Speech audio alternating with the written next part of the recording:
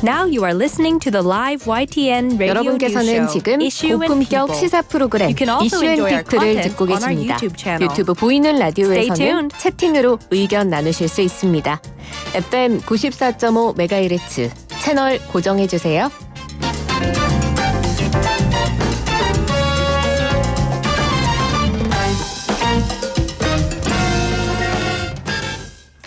네, 자 저희가 아젠다 대 프레임이라는 코너 두 언론학자 모셔서 여론과 이슈의 지형을 면밀히 짚어보는 시간입니다.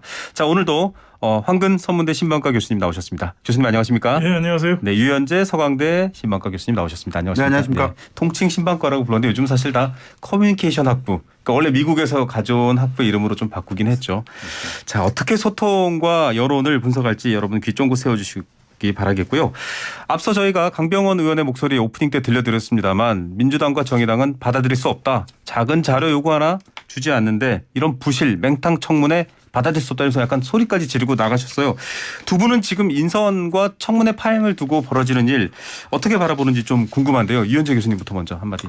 아까도 기다리다가 잠깐 앵커님이랑 얘기했습니다만 정말 사안 자체가 시시각각으로 변하는 것 같아서 뭐 언론을 공부하는 사람으로서 굉장히 바쁘다는 생각이 드는데 일단 아직까지는 그 언론의 반응 이렇게 뭐 논설 사설이 나오지 않은 단계니까 그냥 이렇게 단신 처리돼서 이렇게 나오고 있는데요.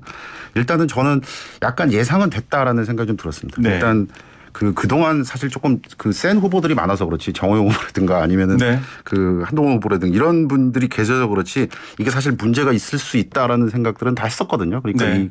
그 김앤장의 회전문이라든가 아니면 그 단기간에 과 관련해서 어떤 그런 문제라든가 그래서 그런 부분이 아마 골마 있었을 거예요. 근데 이것 때문에 터졌다 그러는데 저는 뭐 양비론이라고는 좀 그렇습니다만은 국민의힘도 그렇고 그다음에 네. 민주당도 그렇고 국민의 입장에서 보면 조금 답답한 건 사실입니다. 국민의힘은 어쨌든 아까도 이제 1090건 뭐 이렇게 얘기하고 막 그랬습니다만은 네. 협치 합치 뭐 이렇게 한다 그랬거든요 사실. 예. 그리고 또 하나 아쉬운 것은 어쩌면 인수위에서 이 후보자와 관련돼서 뭔가 이렇게 직설 이렇게 할 수 있는 분이 없지 않을까. 이거 굉장히 심각하다. 앞으로 이렇게 네. 될 거다라는 생각. 그런 걸 전달하는 사람이 없을지도 모른다라는 생각이 좀 들었고요. 네. 민주당 같은 경우에도 약간 전략 부재 그 느낌이 났습니다. 이게 부재. 왜 그 말씀을 드리냐면 1090건 그 얘기 할 줄 알았거든요 사실. 네. 그리고 기존에 200건 300건이었는데 1090건이라고 그러면 그 내용이 뭐냐를 떠나서 분명히 이거 심하다고 아젠다가 분명히 형성이 될 거라고 생각했는데 네. 그 부분에 있어서 성일종을 또 이렇게 딱딱 짚었어요. 그러니까 네. 국민 입장에서 그것도 말되고 이것도 말되거든요. 그래서 저는 개인적으로는 이럼에도 불구하고 청문회가 한번 뭐 민주당 입장에서 해봤으면 어땠을까. 우리가 잘 알고 있는 고 노무현 대통령도 그렇고 청문회 스타 다 기억하지 않습니까? 근데 네. 그거 보면 막 이렇게 윽박지르고 그런다 그래서 우리가 뭐 이렇게 스타로 느끼고 막 그랬던 건 아니에요. 네. 꼭 집어서 이 부분 잘못됐어 이런 걸 좀 국민들 입장에서 보고 싶어 하지 않았을까라는 생각 좀 복잡한 네. 생각이 듭니다. 황 교수님도 총평 부탁드립니다. 글쎄, 그러니까 뭐 예견은 됐죠. 그러니까 네. 어떤 식의 문제 때문에 청문회가 파행될 거냐라고 하는 것이 문제지. 네. 사실은 이제 그거를 이거로 잡은 것 같아요. 근데 제가 예를 한번 들면 제가 90년대 중반에 국책연구소 있었어요. 네. 그 정부 산하기관에 있었는데 그때 그 국정감사 때 제가 그 연구실에 그 자료를 제공해 주는 책임을 맡았는데 지난 10년간 그 원래 부처 네. 정부 부처와 간 공문 일체 및 첨부물 해가지고 해서 제가 네. 그거를 거의 일주일 동안 복사를 맡겨가지고 트럭으로 싣고 간 적이 있어요. 그랬더니 네. 그걸 가져가니까 국회 앞에서 보좌관이 나와가지고 기절을 하더라고요. 뭐 이렇게 많냐고. 그러니까 그게 무슨 소리냐면 이제 이렇게 많은 걸 너무 많잖아요, 사실은요. 네. 그리고 뭐 너무 옛날 것도 있고 또 약간 좀 간접적인 것도 있는데 이런 걸 요구하는 게 뭐냐면 뭐 그게 필요할 수도 있습니다. 그런데 그거는 뭐냐면 어차피 상대방이 이거 다 못 내요. 네. 그러면 이제 그거를 일종의 빌미를 삼는 것 같아요. 제가 보기엔 그런 문제가 있고 네. 이게 우리나라가 근데 이것도 왜 그러면 이번은 국민의힘 쪽에서는 왜 내질 않았느냐. 물론 후보자가 내질 않았느냐. 지금 현재 정부가 지난 청문회 내내 그랬어요. 추미애 장관 하나도 안 냈어요.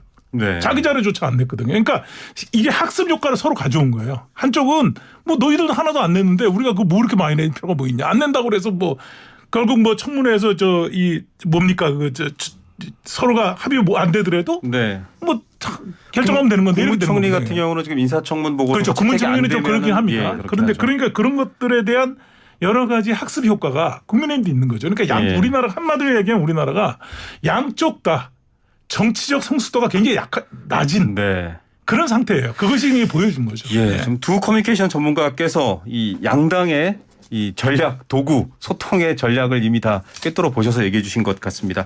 자, 청문회는 뭐 앞으로 계속 이어질 테니까 저희가 한 번 더 살펴보겠고요.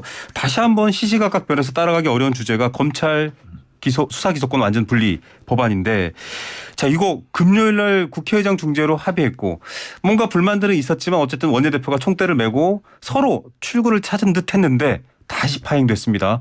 자, 이거는 황 교수님부터 먼저 얘기해 주시죠. 일단 그 언론 논조만 얘기를 하자면 네. 언론뿐만 아니라 그러니까 이 약간 뭐 양쪽의 입장이 달라지는 것 같긴 해요. 네. 언론사의 어떤 정치적 그 그렇죠. 경향성에 따라 다르긴 한데 조금 보수적인 성향을 가진 언론사들은 굉장히 비판적이죠. 그러니까 네. 내용 자체도 비판적이지만 그 과정 자체에서도 문제를 제기하거든요. 네. 되게 크게 세 가지예요. 왜냐하면 윤석열이라고 하는 사람을 보수층을 지지하는 사람들이 지지해준 이유가, 당신이 정치를 시작한 이유가 검찰의 기능을 약화시키는 이 정부에 대해서 반발을 해서 나온 사람인데 네. 그걸 받아준다는 게 말이 되느냐. 이게 첫 번째고요. 또 하나 문제는 뭐냐면 문재인 정권 지금 현재 있으면서 아직 수사가 하나도 안 된 거 있잖아요. 네. 뭐 대장동 사건이라든지 원전 평가 조작이라든지 울산 선거 개입이라든지 이런 것들은 수사조차도 지금 제대로 안 돼 있는데 만약에 이런 식으로 하면은 그거 수사도 못 하는 거 아니냐. 네. 라고 하는 불만이 있을 수 있는 거고요. 좀 약간 인터넷 언론 중심입니다만은 이제 약간 그 보수성이 좀 강한 언론들, 이런 매체들은 이런 것 같아요. 이런 이 첫 번째 이 서로의 어떤 이런 어떤 첫 번째 그 전초전에서 이렇게 그냥 항복해 버리면 당시 5년 동안 의태 정치하려고 그러냐. 네. 계속 끌려다니는 거 아니냐라고 우려 있는 것 같아요. 근데 어쨌든 제가 보기엔 이런 우려 때문에 이런 것이 나왔든 아니면 정책 성향이든 나왔든 제가 볼 때는 이 국민들의 정서하고는 좀 이번에 네. 합의가 좀 과정상에 깨끗이가 않았다. 네. 약간 밀실협약 같은 느낌이 좀 들었다. 네, 이게 알겠습니다. 문제인 것 같아요. 정치적 배경이 충분히 녹아들어 있는 여러 견해들을 소개해 주셨고, 유 교수님. 용어가 좀 달라요. 여기 이렇게 아까 교수님 말씀하셨습니다만은 이제 뭐 이제 정치적 지향성 관련돼서 이렇게 좀 나눠 보면 예를 들어서 이제 그 봉합, 뭐 극적 타결, 합의, 중재 이런 것들은 당연히 이제 네. 진보라고 이제 표현이 되는 어떤 그런 언론에서 많이 썼고요. 그리고 또 이렇게 보면은 검수완박이란 말도 이제 조금 안 쓰는 것 같아요. 이 검경 네. 수사권 분리랬잖아요. 사실 네. 그것도 프레임이잖아요. 그래서 그 부분에 있어서 조금 다르고, 근데 그 반대편에 있는 언론사들은 아무래도 아시겠습니다. 이제 뭐 총사퇴, 뭐 네. 항의, 그다음에 이제 검찰 난리났다, 그다음에 검찰 수사 완전 폐지, 시기만 늦췄다, 이런 식으로 이제 프레임이 되는 것 같습니다. 그래서 네. 분석을 해보자면 이제 그런 것 같고.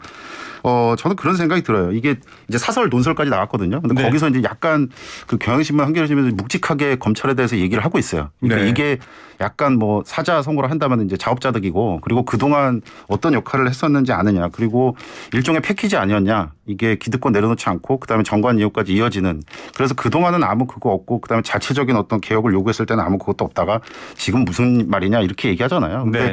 그건 좀 들어야 될 것 같다는 느낌이 들고요. 검찰도 제가 이렇게 보니까 이제는 그 입법화 되기 전에 계속해서 국민 소통을 하겠다고 얘기를 하더라고요. 그리고 언론에도 이렇게 비친 거 보니까 검수완박 이런 거 관련돼서 이제 입법화되면 국민들이 보는 피해 뭐 이래가지고 문건도 있고 막 그렇더라고요. 그래서 그런 노력을 하겠다라는 거는 조금 시기는 늦었지만 하는 건 좋은데, 좀 인상적이었던 건 저도 빅데이터를 한번 돌려봤어요. 그리고 검찰과 관련돼서 국민 정서가 어떨까라고 하는데 뭐 여러 가지 뭐 기득권부터 이렇게 나왔는데 하나가 인상적이었던 건 무섭다라는 용어가 여전히 있어요. 네. 이 연관 검색에 무섭다라는 얘기는 아직은 검찰이 생각하는 것처럼 그 국민과 관련돼서 이렇게 내세울 만한 어떤 그런 포지셔닝은 안 된 것 아니냐. 그래서 장기적으로 이미지가 좀 있어야 될 것 같다라는 느낌이 좀 들어서 아무튼 그런 네. 느낌이 좀 들었습니다. 알겠습니다. 자, 이렇게 지금 정당 혹은 정치 세력 간의 갈등이 격화되는 이슈 혹은 의제를 보도할 때 언론은 사실은 화합이거나 뭔가 해결이 되는 지점보다는 갈등의 요소를 좀 더 보도하는 측면이 더 우세하고 또 그렇지 않은 언론도 있다라고 얘기하셨습니다. 이건 제가 좀 개인적으로 보고 댓글이 뜨겁게 달린 사안인데요.